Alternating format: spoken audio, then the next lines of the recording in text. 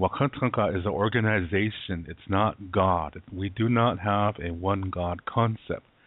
Wakan Tanka is an organization of several individuals, and some of them are men, some of them are women, some of them are animals, and some of them are one of them has absolutely no gender. Yeah? It's androgynous, and the other one has both genders. It's both male and female at the same time. And see, this is when the early Christian and Catholic priests came to the reservation and learned this information. This is conflicting with the Bible, so that's why they say, hey, your Indian ways conflict with the Bible, so that means your Indian ways are from the devil. Your ways are evil. You see what I mean? And excuse me, but see, nature is this way too. Yeah, there are plants that function very interestingly. Yeah, and also animals too. So this is a natural thing. This is not an anomaly. It's not a freak of nature. It's not an abomination before God. It's normal in our world. Yeah. So, and there's more than one Wakan Tanka. There's another one. Yeah, and they go by the same name. Neither one is better than the other. Neither one is more powerful than the other. They both serve purposes. Yeah, and that's not all. Yeah, but they're all called Wakan Tanka. These are organizations. It's not God. Okay, but because of what happened on the reservations, let me go through this really quick. So let's see if I can do this in 5 minutes. I'm going to time myself. Okay. When we were first placed on reservations by force, because of defeat in military conflicts and so forth, and the United States military was just too much. So we had to surrender for our old people and our children and our wives, those who are sick and afflicted in any way. So we had to surrender so that we could try to live. Yeah. And in the beginning, those reservations were like prison camps. We could not leave.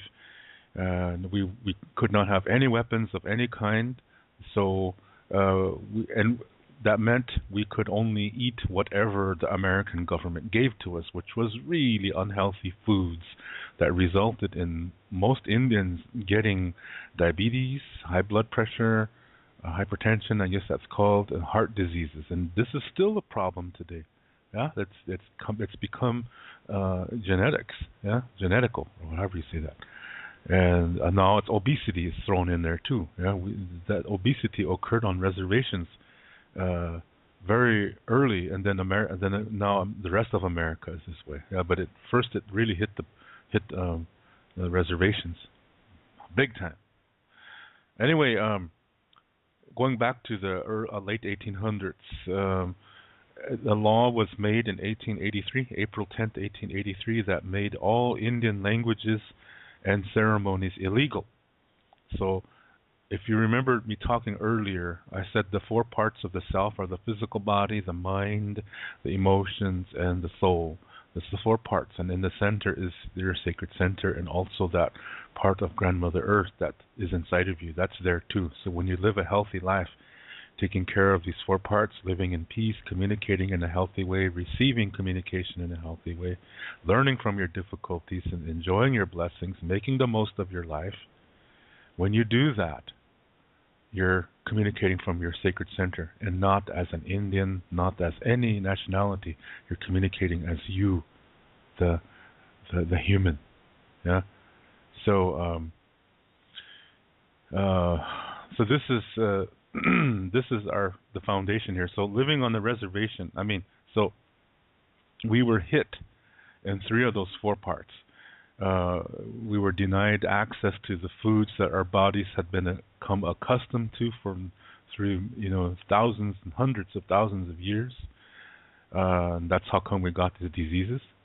Then we started, since it was against the law to speak our language and do our ceremonies, we were hit on the emotional self and the spiritual self. That's three of the four parts that were hit at once.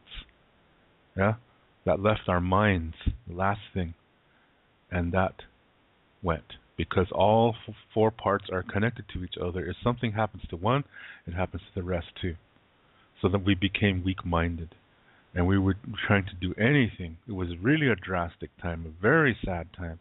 At the same time, if you try to stand strong on your own and refuse to go along with the program, the United States made a mental asylum in a town called Canton, South Dakota, and all Indians from America were sent there who refused to assimilate. This and the priests also sent a lot of holy people there, medicine people. They sent them there because they did not want the Indians to go to them for help, so they took them away. Yeah, and they sent them there to die. They had no intentions of receiving them back. And if you rebelled against the church or becoming or going with the program, then you were sent there as well to die. You see that this is Nazi times, yeah, on the reservation. This is horrible.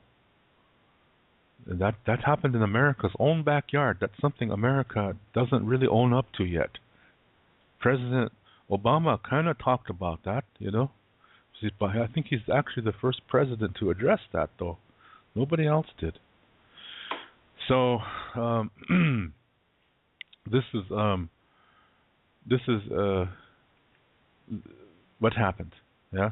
And because during this process, like I said, we became incredibly weak-minded, and we started to just believe whatever because we were denied all our foods and that we're healthy too, and our spirits are hurting, our hearts are hurting.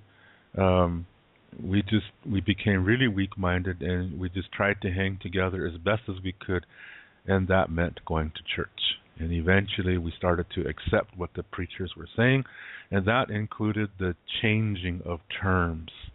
Yeah, changing like Wakan Tanka, what I just told you what that is. That's several organizations.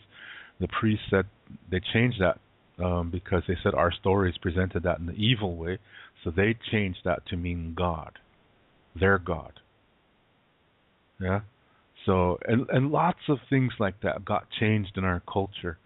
Yeah, and lots of ideas that were very ancient got changed to a Christian concept.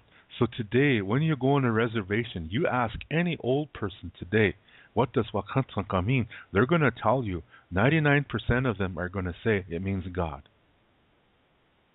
And anything you ask questions about, it's going to have a Christian influence. Yeah, because by the time the early 1900s came around, the reservations were extremely Christian. Yeah, and so old people today's elders, they were born in a time when the Christianity was strong on the reservation. So today's elders are not the connection to the ancient past. A lot of people think that. They're not. The reason why they think that, is because most Indians have no clue what happened when our great-grandparents were placed on reservations.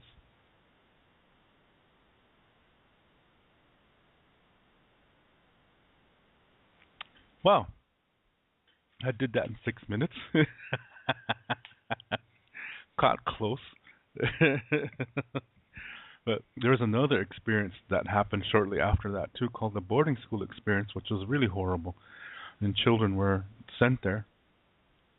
A lot of these schools were hundreds of miles away from their homeland, and these children were often told that their whole families died, and they had to.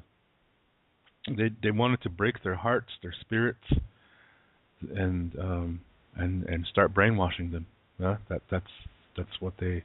That's the plan, and so they a lot of these these schools when you got there, you stood in line with a bunch of other Indian kids, and then your hair was cut short, and in a lot of Indian tribes in America, the only time you cut your hair is when somebody close to you has died, because this is a sign of mourning. And excuse me. The reason why you cut your hair is because, in the Lakota perspective, there's something called tohu, which is the essence of your soul. And when you cut your hair off, you place it with the body of the deceased. And this is so that the deceased will have a connection to you as it begins its journey. Yeah, and you might receive messages through that, through dreams and inspiration, things like that. So it's a way to honor the connection even after death, physical death. Yeah, so that's why they did that. So it's a very somber time when somebody does that. So just imagine, see, these kids, they learn this. So when they're going to these boarding schools and there's hundreds of them standing in line and they're going into this room, boys on one side, girls on the other side, and they see their friends or their all the other they're coming out another door, and they all have short hair and they're crying because they think that their families are dead. That is traumatizing. This is where they start entering, those that made it through the schools, they have post-traumatic stress disorder.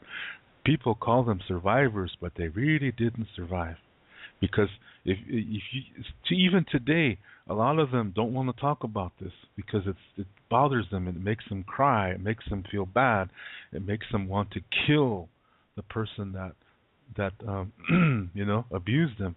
And there was a lot of abuse in these schools. There was sexual abuse. There was physical, emotional, spiritual abuse. All four parts of the self got abused in these boarding schools. There wasn't much good things happening. There was a little bit, but most of it was a horrible experience for most Indians.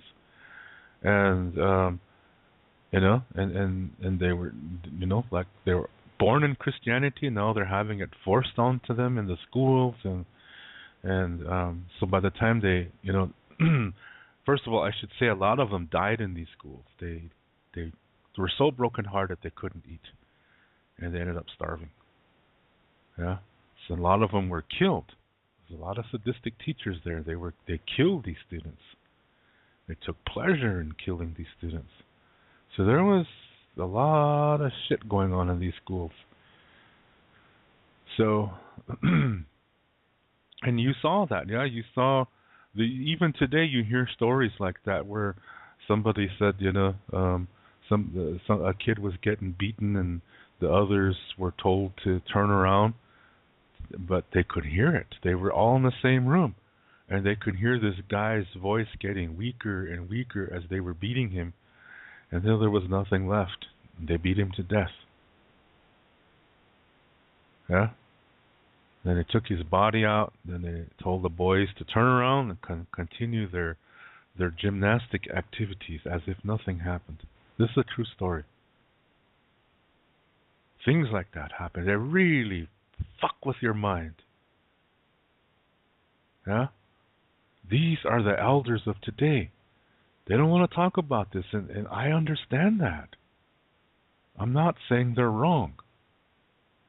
If I went through that shit, I'd probably have a hell of a time. Just think of the people who have problems from coming back from Vietnam, or even these Iraqi conflicts and Afghanistan things. These people have post-traumatic stress disorder from those things too. There's something in their bodies, in their minds that just snaps, and it tries to rewire itself, but it can't. Or if it does it in the wrong way, and the person is fucked up for the rest of their lives. So you can understand why a lot of old people today, they don't want to talk about what happened. Yeah, some of them were for punishment. They were told to kneel on a wooden floor all day long and pray for forgiveness the whole damn day. And today, they can't walk good because of that. Yeah, see, this is the kind of torture they went through, and so that's why I said they really didn't survive. They didn't really deal with this. That's going to be hard to deal with. It is possible, but it's going to be really, really hard. because there's so much they have to deal with. Even if they didn't experience the abuse, they saw it. And even seeing it is enough to traumatize you, or hearing it is enough to traumatize you. That's probably even worse because it makes your mind go haywire. I shouldn't say that. It's bad all the way around, yeah. So they really didn't survive. Like I said, this is post-traumatic stress disorder, and they saw abuse all day long, and so they never really learned how to be healthy adults because there was none of them around. So when they became parents, they tried their best. But see, they did not receive healthy emotional development experiences that they should have in a healthy home. They didn't receive that.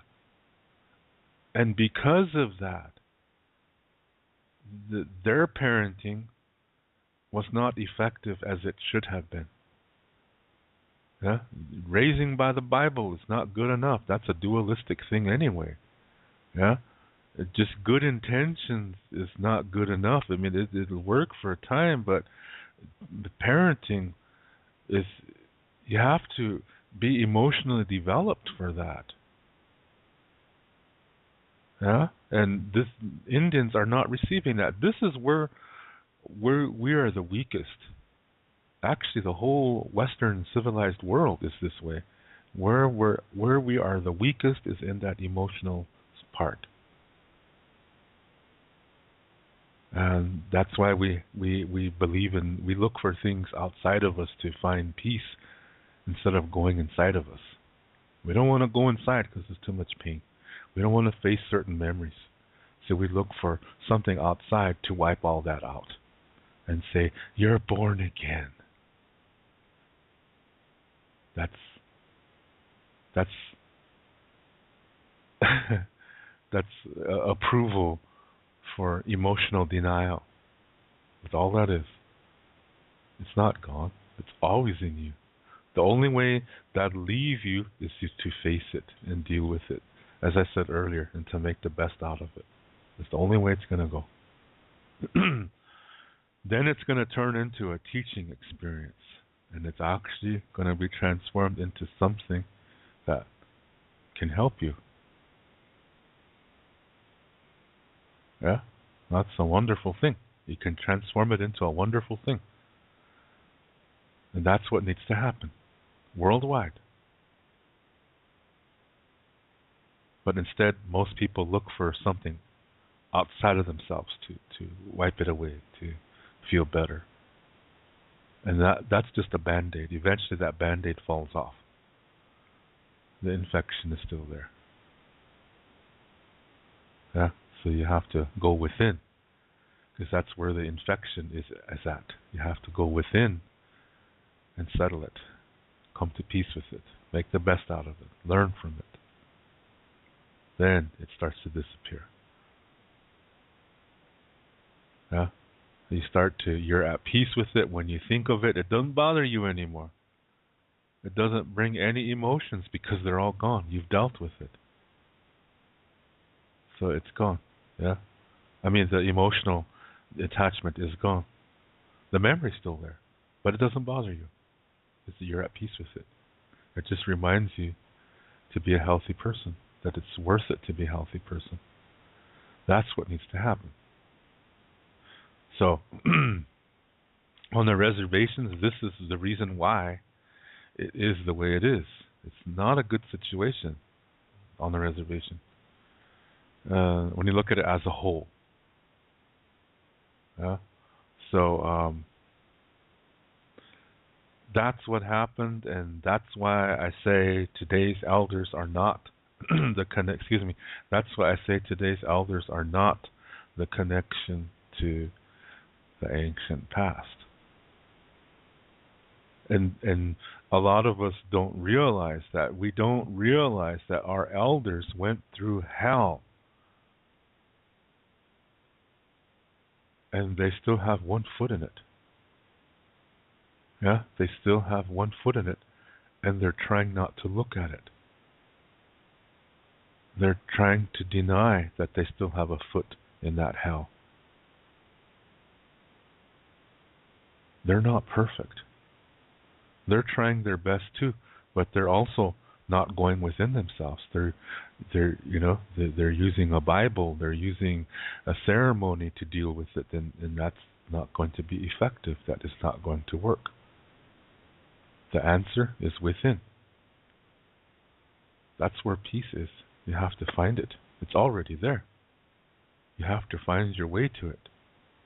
And that's by dealing with these experiences and learning from it. It's by dealing with all difficulties that you encounter in your life.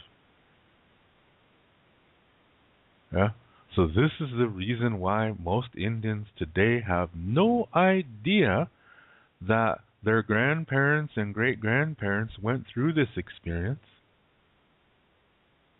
And all they know from Indian culture is Christianized versions. They don't know the original belief. So that's why most Lakota people who listen to this show disagree with me. I am aware of that. And that doesn't bother me because I know how they became that way. Yeah? So it's do you see what I mean? What happened in the boarding schools, it's still affecting people today. It's keeping people away from Lakota Star knowledge concepts. Instead, people are living Christianized versions of Lakota concepts. Saying things like Wakan Tanka ni Sioux. That's not a Lakota expression. That's a Christian expression. Just because you translate it into Lakota, that does not make it Lakota. It's still a Christian concept because Wakan Tanka is not God.